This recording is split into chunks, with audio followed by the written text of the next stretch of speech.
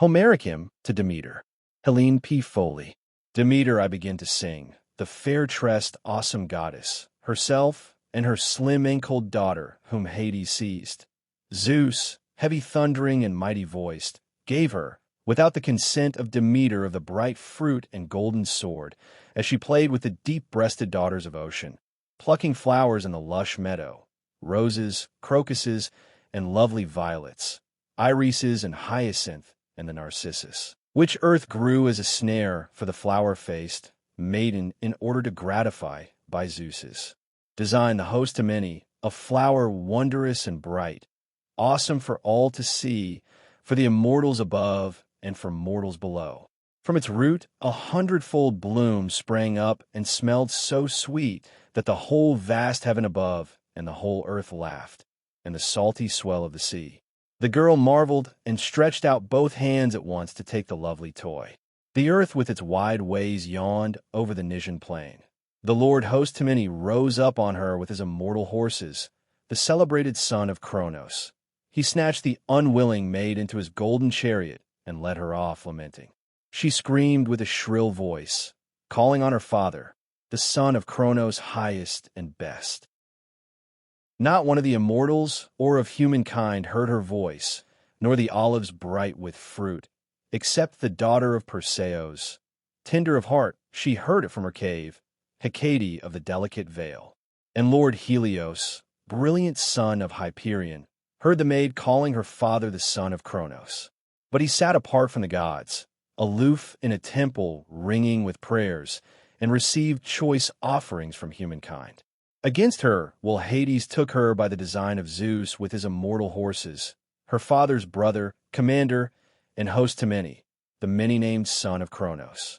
So long as the goddess gazed on earth and starry heaven, on the sea flowing strong and full of fish, and on the beams of the sun, she still hoped to see her dear mother and the race of immortal gods. For so long hope charmed her strong mind despite her distress. The mountain peaks and the depths of the sea echoed in response to her divine voice, and her goddess mother heard. Sharp grief seized her heart, and she tore the veil on her ambrosial hair with her own hands. She cast a dark cloak on her shoulders and sped like a bird over dry land and sea, searching.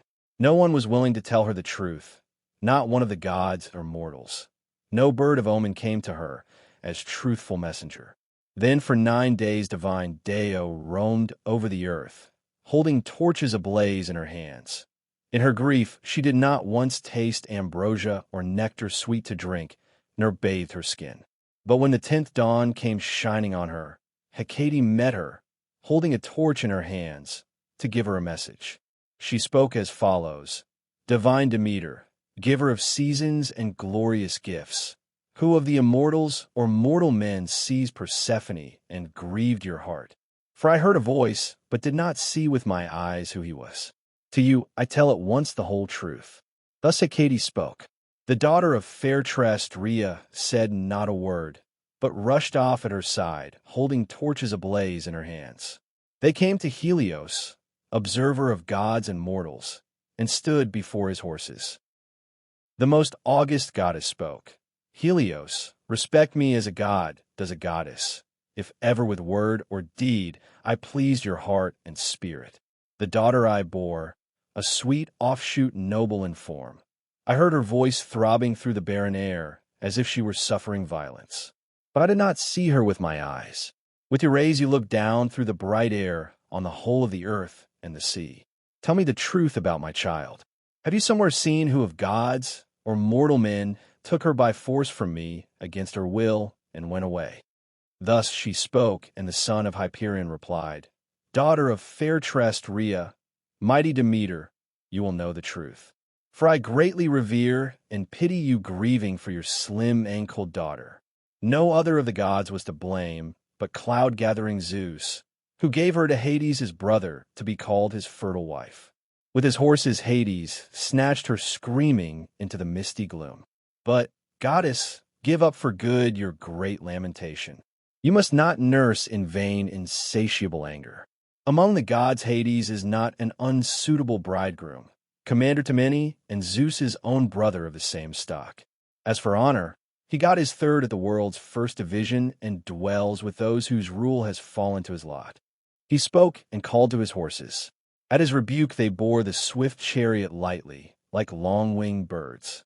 A more terrible and brutal grief seized the heart of Demeter, angry now at the son of Cronos with his dark clouds. Withdrawing from the assembly of the gods and high Olympus, she went among the cities and fertile fields of men, disguising her beauty for a long time. No one of men nor deep-girt women recognized her when they looked, until she came to the house of skillful Helios, the man then ruler of fragrant Eleusis. There she sat near the road, grief in her heart, where citizens drew water from the maiden's well in the shade. An olive bush had grown overhead, like a very old woman cut off from childbearing and the gifts of garland-loving Aphrodite. Such are the nurses to children of law-giving kings and the keepers of stores in their echoing halls.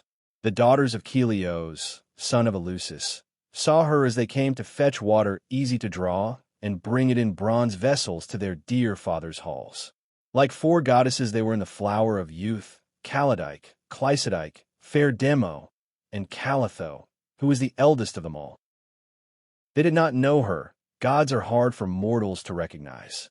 Standing near her, they spoke winged words. Who are you, old woman, of those born long ago? From where? Why have you left the city and do not draw near its homes? Women are there in the shadowy halls, of your age as well as others born younger, who would care for you both in word and in deed. They spoke, and the most august goddess replied, Dear children, whoever of womankind you are, greetings. I will tell you my tale, for it is not wrong to tell you the truth now you ask. Doso's my name, which my honored mother gave me. On the broad back of the sea, I have come now from Crete, by no wish of my own. By force and necessity, pirate men led me off against my desire. Then they put into Thurikos in their swift ship, where the women stepped all together onto the mainland, and the men made a meal by the stem of the ship. My heart did not crave a heartwarming dinner, but racing in secret across the dark mainland, I escaped from my arrogant masters, lest they should sell me, as yet unbought, for a price overseas. Then wandering, I came here, and know not at all what land this is, and who lives here. But may all the gods who dwell on Olympus give you husbands to marry and children to bear, such as parents wish for. Now pity me, maidens, and tell me, dear children, with eager goodwill, whose house I might come to, a man's or a woman's, there to do for them gladly such tasks as are done by an elderly woman. I could nurse while a newborn child, embracing in my arms, or watch over a house. I could spread out the master's bed in a recess of the well-built chamber and teach women their work. So spoke the goddess. To her replied at once Calydike, a maiden unwed, in beauty the best of Helios' daughters. Good mother, we mortals are forced, though it hurt us, to bear the gifts of the gods, for they are far stronger. To you I shall explain these things clearly and name the men to whom great power and honor belong here, who are first of the people and protect with their counsels and straight judgments the high walls of the city. There is Triptolemos subtle in mind, and Dioclos, Polyxenos, and Eumolpos the blameless, Dolichos, and our own lordly father. And all these have wives to manage their households. Of these not one at first sight would scorn your appearance and turn you away from their homes. They will receive you, for you are indeed godlike. But if you wish, wait here until we come to the house of our father, and tell Metanera, our deep-girt mother, all these things straight through, in case she might bid you come to our house and not search after others. For her only son is now nursed in our well-built hall, a late-born child, much prayed for and cherished. If you might raise him to the threshold of youth, any woman who saw you would feel envy at once. Such rewards for his rearing our mother will give you. Thus they spoke, and she nodded her head. The girls carried proudly bright jars filled with water, and swiftly they reached the great house of their father. At once to their mother they told what they saw and heard. She bade them go quickly to offer a boundless wage. Just as hinds or heifers in the season of spring bound through the meadow, sated with fodder, so they, lifting the folds of their shimmering robes, darted down the hollow wagon track, and their hair danced on their shoulders like a crocus blossom. They found the famed goddess near the road, just where they had left her. Then to the house of their father they led her.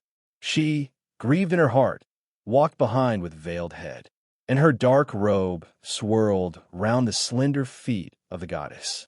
They soon reached the house of God-cherished Helios, and went through the portico to the place where their regal mother sat by the pillar of the close-fitted roof, holding on her lap the child, her young offshoot. To her they raced, but the goddess stepped on the threshold.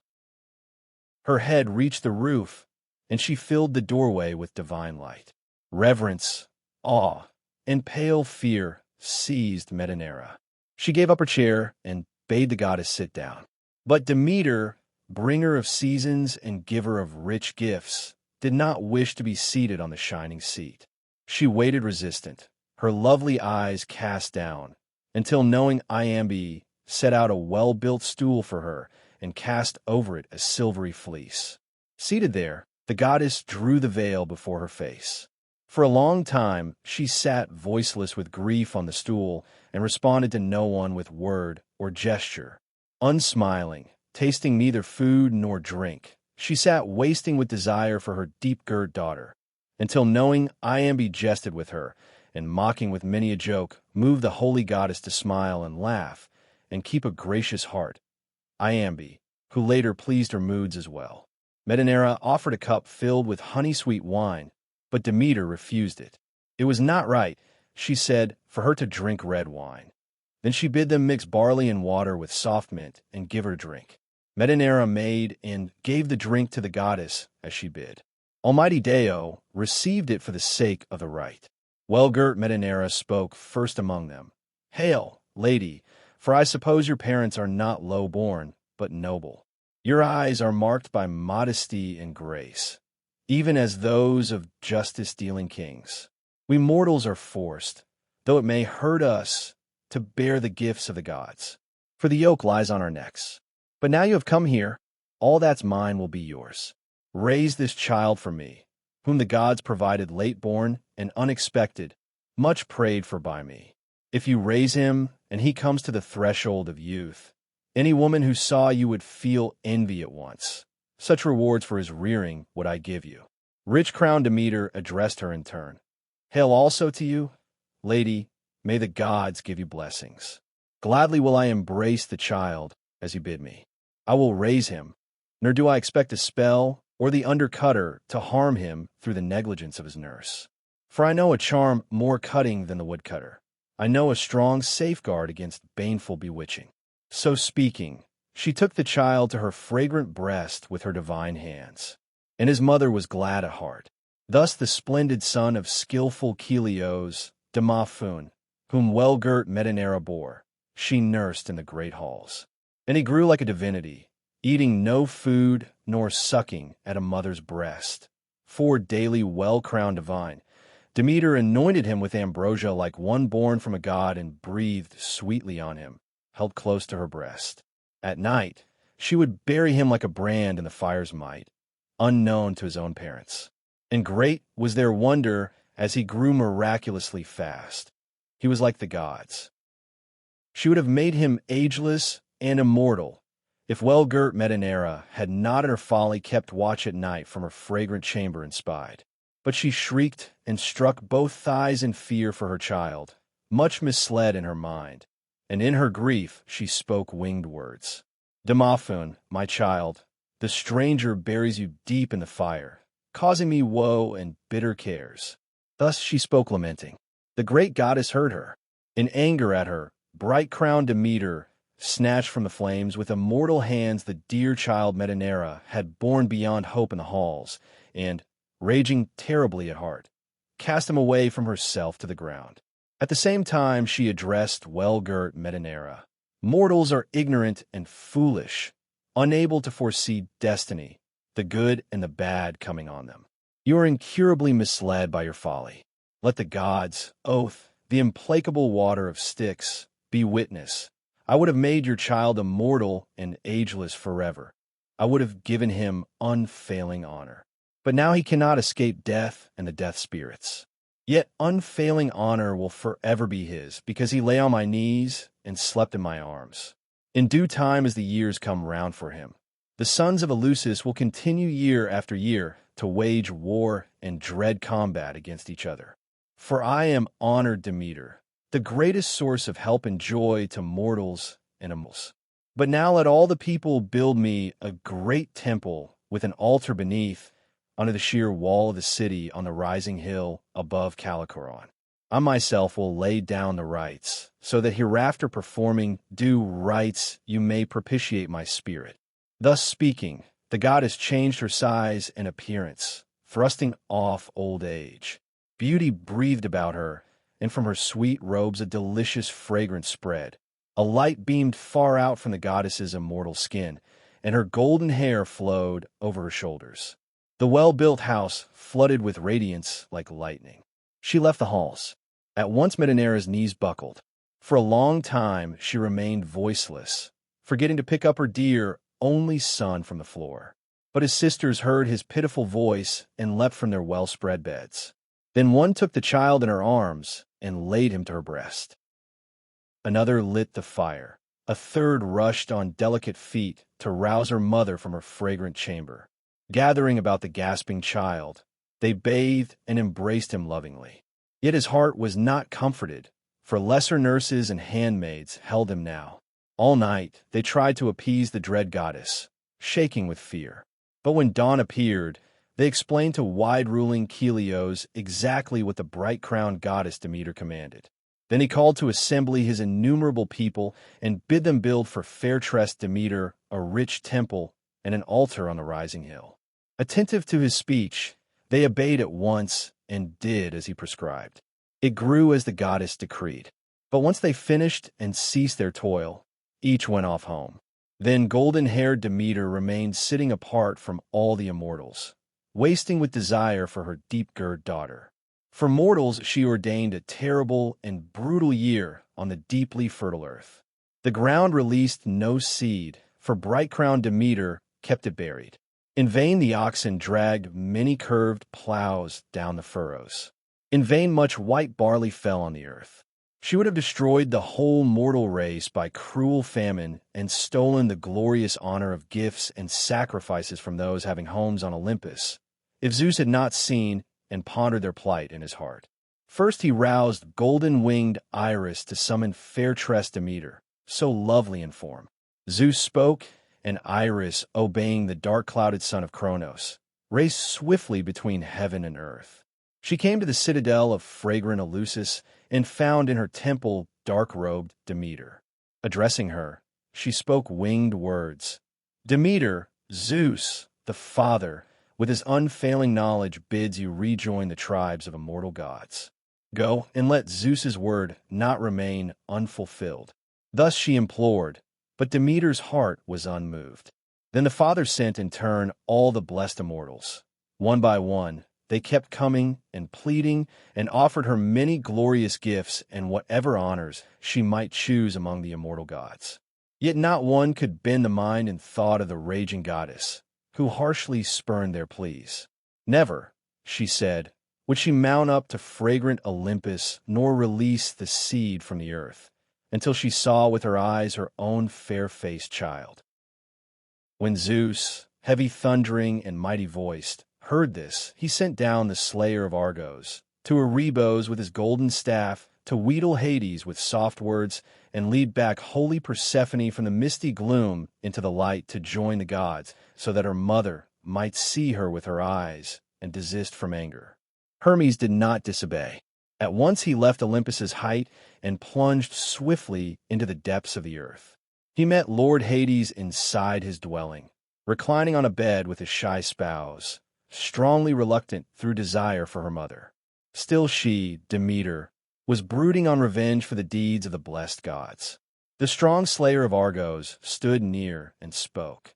Dark-haired Hades, ruler of the dead, Father Zeus bids me lead noble Persephone up from Erebos to join us, so that her mother might see her with her eyes and cease from anger and dread wrath against the gods. For she is devising a great scheme to destroy the helpless race of mortals born on earth, burying the seed beneath the ground and obliterating divine honors. Her anger is terrible, nor does she go among the gods, but sits aloof in her fragrant temple, keeping to the rocky citadel of Eleusis. Thus he spoke, and Hades, lord of the dead, smiled with his brows, nor disobeyed King Zeus's commands. At once he urged thoughtful Persephone, "Go, Persephone, to the side of your dark-robed mother, keeping the spirit and temper in your breast benign. Do not be so sad and angry beyond the rest. In no way among immortals will I be an unsuitable spouse, myself a brother of Father Zeus.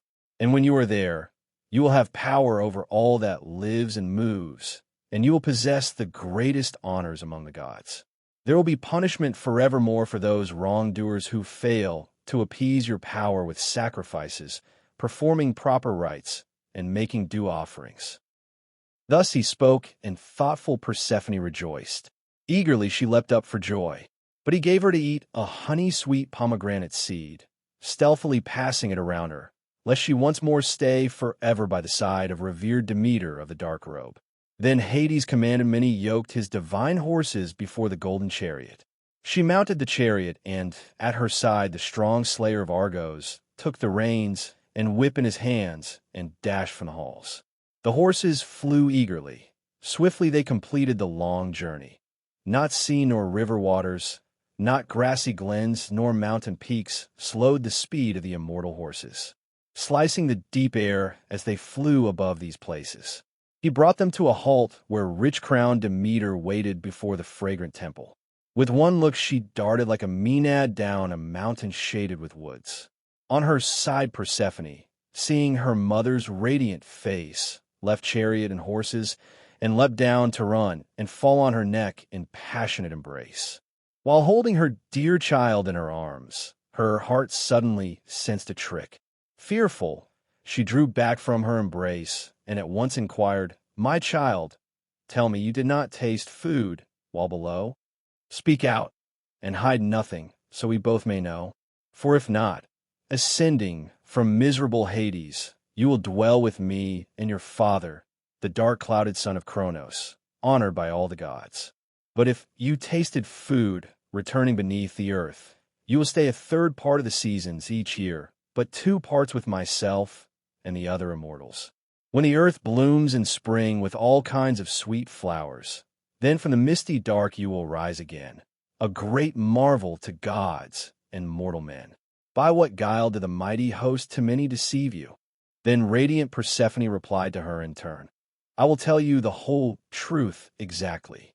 Mother, the slayer of Argos came to bring fortunate news for my father, the son of Cronos, and the other gods, and lead me from Erebos, so that seeing me with your eyes you would desist from your anger and dread wrath of the gods.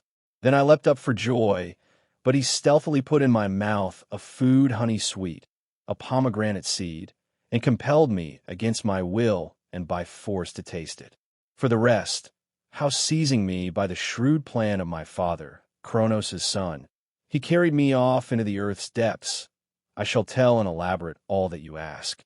We were all in the beautiful meadow, Leucippe, Phano, Electra, and Ionthe, Melody, Iach, Rhodia, and Calero, Melibosus, Tyche, and flower-faced Okirho, Chryseis, Ionira, Acaste, Admete, Rhodope, Pluto, and lovely Calypso, Styx, Urania, and fair Galaxora, Pallas, rouser of battles, and Artemis, sender of arrows, playing and picking lovely flowers with our hands. Soft crocus mixed with irises and hyacinth, rosebuds and lilies, a marvel to see, and the narcissus that wide earth bore.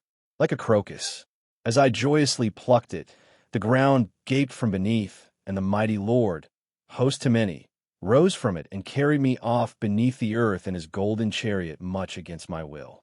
And I cried out at the top of my voice, I speak the whole truth, though I grieve to tell it. Then all day long, their minds at one, they soothed each other's heart and soul in many ways, embracing fondly, and their spirits abandoned grief as they gave and received joy between them. Hecate of the delicate veil drew near them and often caressed the daughter of holy Demeter. From that time this lady served her as chief attendant. To them Zeus, heavy thundering and mighty voiced, sent as mediator fair-tressed Rhea to summon dark-robed Demeter to the tribes of gods. He promised to give her what honor she might choose among the gods. He agreed his daughter would spend 1/3 of the revolving year in the misty dark and 2/3 with her mother and the other immortals. So he spoke, and the goddess did not disobey his commands. She darted swiftly down the peaks of Olympus and arrived where the Rarian plain, once life-giving udder of earth, now giving no life at all, stretched idle and utterly leafless. For the white barley was hidden by the designs of lovely-ankled Demeter. Yet as spring came on, the fields would soon ripple with long ears of grain, and the rich furrows would grow heavy on the ground with grain to be tied with bands into sheaves. There she first alighted from the barren air. Mother and daughter were glad to see each other and rejoiced at heart. Rhea of the delicate veil then said, "Come, child, Zeus, heavy thundering and mighty voiced, summons you to rejoin the tribes of the gods.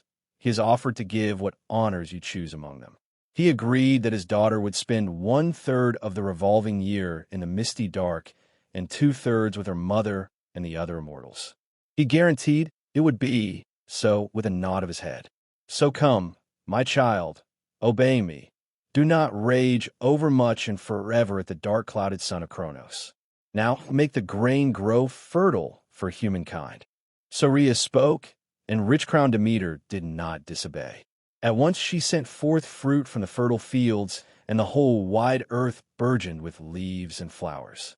She went to the kings who administer law, Triptolemos and Diocles, driver of horses, mighty Eumolpos and Chelios, leader of the people, and revealed the conduct of her rites, and taught her mysteries to all of them, holy rites that are not to be transgressed, nor pried into, nor divulged. For a great awe of the gods stops the voice.